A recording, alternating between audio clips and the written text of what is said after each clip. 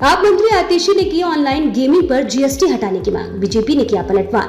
आप मंत्री आतिशी की मांग पर दिल्ली बीजेपी के प्रवक्ता प्रवीण शंकर कपूर ने उन्हें आड़े हाथों लिया है। उन्होंने कहा है कि आतिशी को केंद्र के हर फैसले का विरोध करना है। दिल्ली की सियासत में बीजेपी और आम आदमी पार्टी आए दिन एक दूसरे से टकराते रहते हैं। आए दिन किसी न किसी मुद्दे को लेकर दोनों राजनीतिक दलों के बीच चल रही राजनीतिक जंग होती रहती है।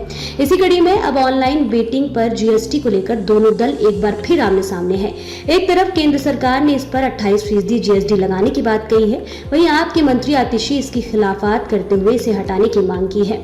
ऑनलाइन गेमिंग पर जीएसटी हटाने का मामला।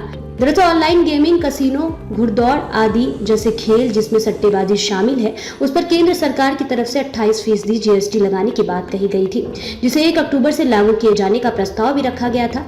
बीते दिनों हुई जीएसटी काउंसिल की बैठक में यह निर्णय लिया गया था, लेकिन दिल्ली सरकार के मंत्री आतिशी इसका विरोध करते हुए कह रही हैं कि ऑनलाइन बेटिंग कंपनी से 50,000 लोगों को रोजगार मिल रहा है।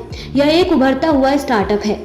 केंद्र सरकार के इस फैसले से इस उद्योग पर भारी असर पड़ेगा, इसलिए इसे हटाया जाना चाहिए। बीजेपी ने मंत्री आतिशी को लिया आड़े हाथों। इतना ही नहीं, उन्होंने गेमिंग कंपनी को पिछले 6 सालों में 1.5 लाख करोड़ रुपए की कर चोरी के नोटिस भेजने के फैसले का विरोध किया है। उन्होंने कहा ऑनलाइन गेमिंग क्षेत्र को दिए गए कर नोटिस को वापस लेने की मांग की जाएगी। वहीं आपकी मंत्री आतिशी के इस मांग पर दिल्ली बीजेपी के प्रवक्ता प्रवीण शंकर कपूर ने उन्हें आड़े हाथों लेते हुए कहा है कि ऐसा लगता है कि आतिशी के साथ समस्या है कि उन्हें केंद्र सरकार के हर फैसले का विरोध करना है, इसलिए उन्होंने ऑनलाइन गेमिंग पर टैक्स लगाने को लेकर भी केंद्र की आलोचना की है। उन्होंने कहा कि ऑनलाइन गेमिंग को देश के छोटे शहरों में लोगों के मनोरंजन के साधन के रूप में इनको समर्थन करते देखना चौंकाने वाला है।